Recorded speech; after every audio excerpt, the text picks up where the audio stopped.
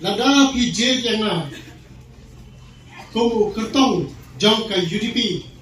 ngan tray hok ngan tray sida bar ganum le kanunu ka kam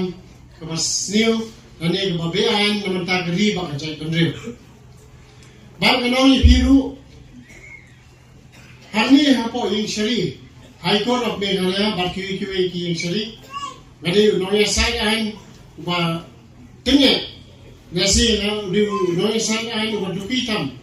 bar ganong ipi bar ranga long MP chopi naka party UDP ngat long noya sai hante hapo parliament ro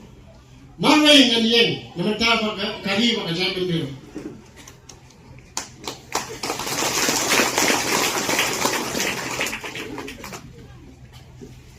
Hakani kapor lesi hinong uniu candidate jong ke UDP barang ikhna ba nomor kadur kadar lu ka kade kadur kadar ka hindi bat ui samla ba handai ngane ko yapi lesi ngandai u candidate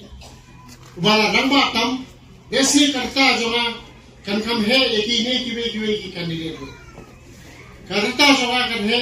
kan tam ya karita jong iba Dr. DRR Nonglai karita jong iba pala ro kajo namar katung ka jingti ko jona iba Nonglai lakha hi hausen siajak naispa ngusau hobulai atwa bagi iba basken lakha hi hausen siajak naispa ngokunyo hobulai January bagi iba pala hau 1968 Nanya tu yepi lakha yang hausnya siaja naspa dukusa katum ke official juga. Nasi kan kam he susur kamte. Di hari kapor kalau yepi gala I bah berwan cakap kesain terkai. Dah long kertong jauh ke UDP. Dah kerpat ye wei kibadan hari kibahiyeng kibahasem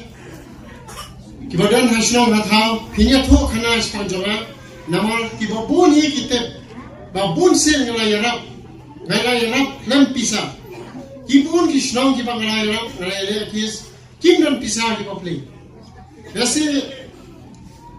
ngalai wini ki plidar kiba kloi ba ban ai kini ka legal aid kamot kayele kis lam pisa mano na pidon kajing sitom kajing jenjang sobaha ban wan sana nama ngaran Katim gumba khasan ar bongor ki balang prida kita kide ki zona ki juniors ki zona ki banyara ki banyara kes haing sari klem pisa klem tingka bak